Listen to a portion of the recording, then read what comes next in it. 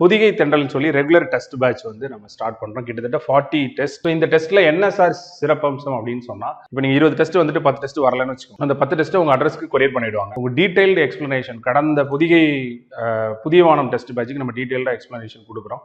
இதுக்கும் டீடைல்டான ஒரு எக்ஸ்பிளனேஷன். ஏன்னா கொஸ்டின் பேப்பர் ரொம்ப ஸ்டாண்டர்டா இருக்கும் நிச்சயமா.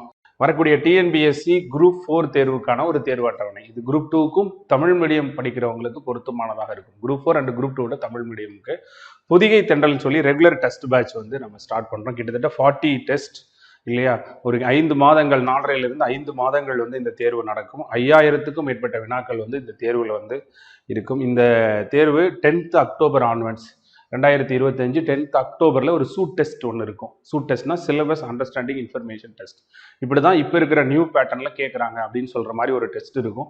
ஸோ தொடர்ந்து வந்து இந்த டெஸ்ட்டுக்கான ஷெடியூல் வந்து பார்த்தீங்கன்னா தெரியும், ரொம்ப ரிலாக்ஸா, அதாவது எப்படி சொல்றது, இந்த மாதிரி நேரத்தில் கொஞ்சம் ரிலாக்ஸாக படிப்போம். வரக்கூடிய டிசம்பர் மாசத்துல நமக்கு என்ன சொல்லியிருக்காங்கன்னா ஆனுவல் பிளானர் வரும் அப்படின்னு சொல்லியிருக்காங்க. அதை பிளான் பண்ணி அதுக்கேற்ற மாதிரி தான் டெஸ்ட் ஷெடியூல் வந்து போட்டிருக்கோம். ஸோ இந்த டெஸ்ட்ல என்ன சார் சிறப்பம்சம் அப்படின்னு சொன்னா, உங்க டீடைல்டு எக்ஸ்பிளனேஷன் கடந்த புதிய வானம் டெஸ்ட் பேட்சுக்கு நம்ம டீடைல்டா எக்ஸ்பிளனேஷன் கொடுக்குறோம். இதுக்கும் டீடைல்டான ஒரு எக்ஸ்பிளனேஷன். ஏன்னா கொஸ்டின் பேப்பர் ரொம்ப ஸ்டாண்டர்டா இருக்கும் நிச்சயமா. உங்களால மார்க் வாங்குறது சேலஞ்சாக தான் இருக்கும். ஏன்னா இன்னைக்கு உள்ள காலகட்டத்தில் எப்படி, ஏன்னா நம்ம ஸ்டாண்டர்டாக குறைக்க முடியாது அப்படிங்கிற மாதிரி ரொம்ப ஸ்டாண்டர்டாக தான் நான் கொஸ்டின்ஸ் எடுக்க சொல்லியிருக்கேன். அதே போல் கரெக்ஷன்ஸ் இல்லாமல் கொஸ்டின் கொடுக்க சொல்லியிருக்கேன். அதுக்கு ஒரு டீம், குவாலிட்டி செல்னு ஒரு டீம் போட்டு கரெக்ஷன்ஸ் இல்லாமல் இந்த கொஸ்டின்ஸை கொடுக்கணும் அப்படின்னு அந்த டீமோட எஃபோர்ட் போட சொல்லியிருக்கேன். அடுத்து வீடியோ கிளாஸஸ். இப்போ நீங்கள் ஒரு 40 டெஸ்ட் எழுதுறீங்கன்னா அதில் உங்களுக்கு கிட்டத்தட்ட பார்த்தீங்கன்னா 30வது டெஸ்ட் வரைக்கும், இந்த டெஸ்ட் வரைக்கும் வீடியோ கிளாஸஸ் வந்து இருக்கும். இந்த 30 டெஸ்ட்டுக்கான வீடியோஸ் மட்டும் பார்த்தீங்கன்னா கிட்டத்தட்ட 200 ஹவர்ஸ். அப்போ கிட்டத்தட்ட 200 மணி நேரம் வந்து வகுப்புகள் எடுத்து ஆசிரியர்கள் வந்து உங்களுக்கு இதுக்கான விளக்கங்கள் வந்து கொடுக்கணும். இது வரைக்கும் எக்ஸ்பிளனேஷன், அதாவது டெஸ்ட் நம்பர் 30 வரைக்கும் உங்களுக்கு எக்ஸ்பிளனேஷன் இருக்கும். 30வது டெஸ்ட் வரைக்கும் உங்களுக்கு எக்ஸ்பிளனேஷன் இருக்கும். அதுக்கப்புறம் இருக்கக்கூடிய ஃபுல் டெஸ்ட்டுக்கு வந்து எக்ஸ்பிளனேஷன் இருக்காது. தென் வந்து அதுக்கான ஃபீஸ் டீட்டெயில்ஸ் இருக்குது, நீங்கள் எடுத்து பாருங்க.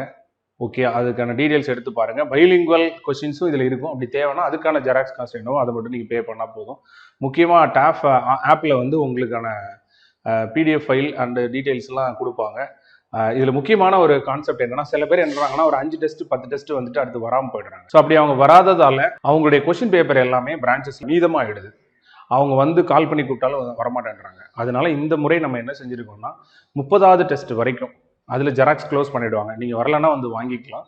அப்படி வராதவங்களுக்காக நாம் அவங்க வீட்டுக்கே கொரியர் பண்ணிட போகிறோம் கொஸ்டின் பேப்பரை. இப்போ நீங்கள் 20 டெஸ்ட் வந்துட்டு 10 டெஸ்ட் வரலன்னு வச்சுக்கோங்க. அந்த 10 டெஸ்ட்டை உங்கள் அட்ரஸ்க்கு கொரியர் பண்ணிவிடுவாங்க. அந்த கொரியருக்கான சார்ஜஸ் வந்து 100 rupees.